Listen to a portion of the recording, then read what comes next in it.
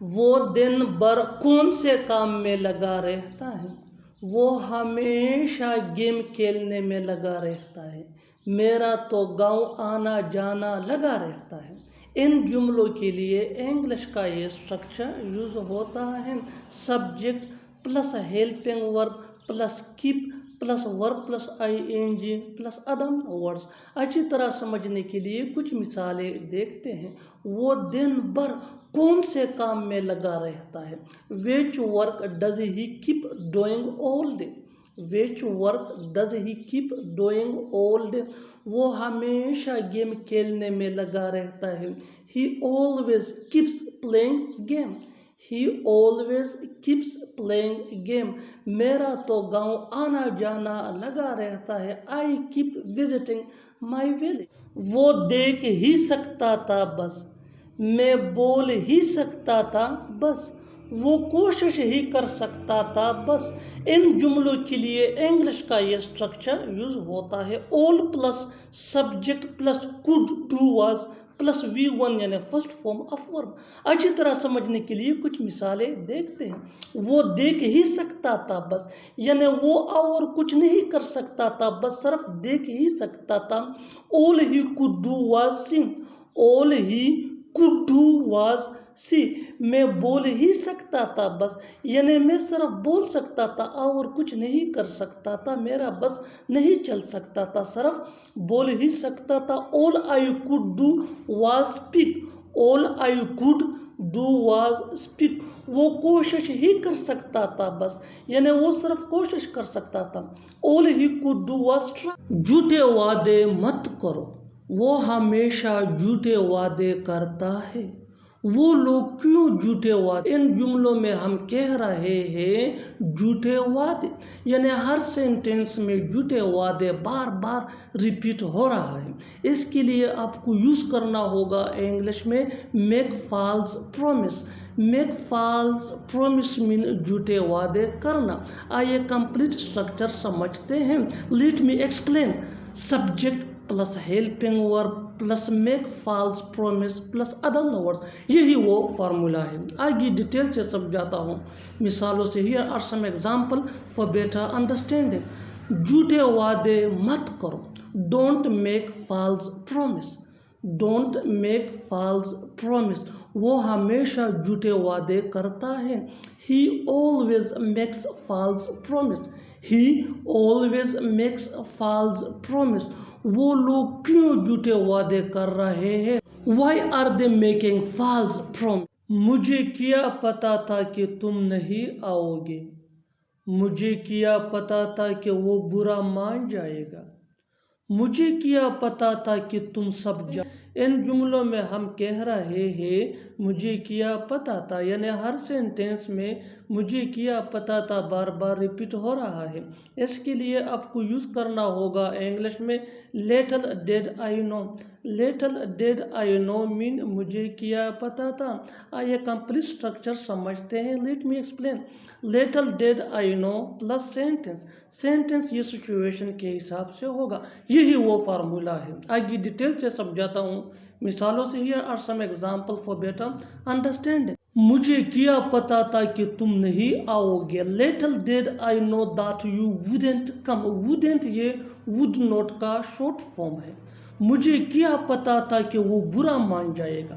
little did I know that he would mind. little did I know that he would mind. مجھے کیا پتا تھا کہ تم سب جانتے ہو۔ little did I know that you knew everything. little did I know that you knew everything. مجھے کیا پتا تھا کہ وہ تمہارا بھائی ہے۔ little did I know that he is your brother. مجھ پر احسان نہ کرو، مجھے تمہاری احسان کی ضرورت نہیں۔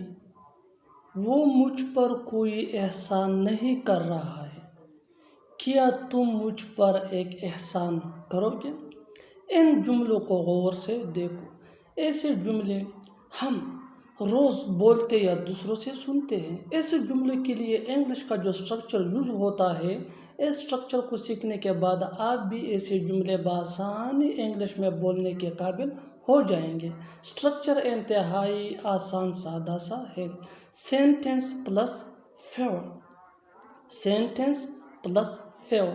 آگے ڈیٹیل سے سمجھاتا ہوں مثالوں سے۔ مجھ پر احسان نہ کرو، مجھ پر احسان نہ کرو، don't do me any favour, don't do me any favour. مجھے تمہاری احسان کی ضرورت نہیں، I don't need your favour, I don't need your fever.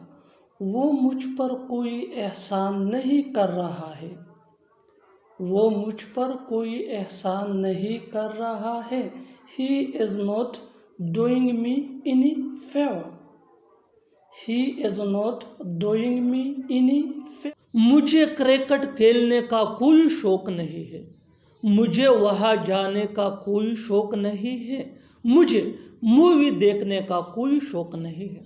ان جملوں میں ہم کہہ رہے ہیں کوئی شوق نہیں ہے، اس کے لیے آپ کو یوز کرنا ہوگا انگلش میں آئی ایم ناٹ انٹرسٹنگ ان۔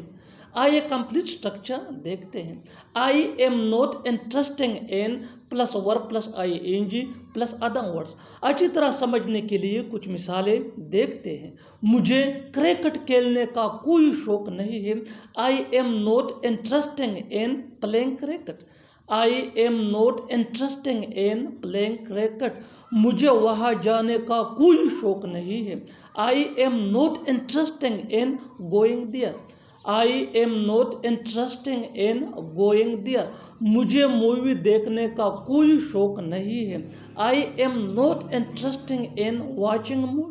تمہیں تو بس جانے کی ہی پڑی ہے، تمہیں تو بس کام کی ہی پڑی ہے، تمہیں تو بس چائے کی ہی جملوں کے لیے انگلش کا یہ اسٹرکچر یوز ہوتا ہے۔ Late me explain all plus subject plus care یا کیئرز۔ کیئر یہ آئی وی دے یا پلورل نیم کے ساتھ یوز ہوتا ہے، اور کیئرز یہ ہی شی اٹ یا سنگولر نیم کے ساتھ یوز ہوتا ہے۔ Plus about is plus verb plus I N G یا ناؤن پلس ادم وز، یہی وہ فارمولا ہے جس کی مدد سے آپ بھی سیکھ سکتے ہیں ایسی جملے انگریزی زبان میں آسانی سے۔ That can be really helpful for you۔ آگے ڈیٹیل سے سمجھاتا ہوں مثالوں سے۔ Here are some examples for better understanding, so watch this video till to end۔ اچھی طرح سمجھنے کے لیے اس ویڈیو کو آخر تک ضرور دیکھنا۔ تمہیں تو بس وہاں جانے کی ہی پڑی ہے، all you care about is going there، all you care about is going there۔ تمہیں تو بس کام کی ہی پڑی ہے، all you care about is work، all you care about is work۔ اسے تو بس چائے کی ہی پڑی ہے، all he cares about is tea، all he cares about is tea۔ تمہیں تو بس پیسوں کی ہی پڑی ہے، all you care about is money، all you care about is money۔ اور آخر میں یہ سینٹنس آپ کے لیے کامن سیشن میں اس کا جواب ضرور دینا۔ تمہیں تو بس اپنی ہی پڑی ہے، تمہیں تو بس اپنی ہی پڑی ہے۔ Subscribe to English pairs for more advance English sentence structure. Thanks for joining.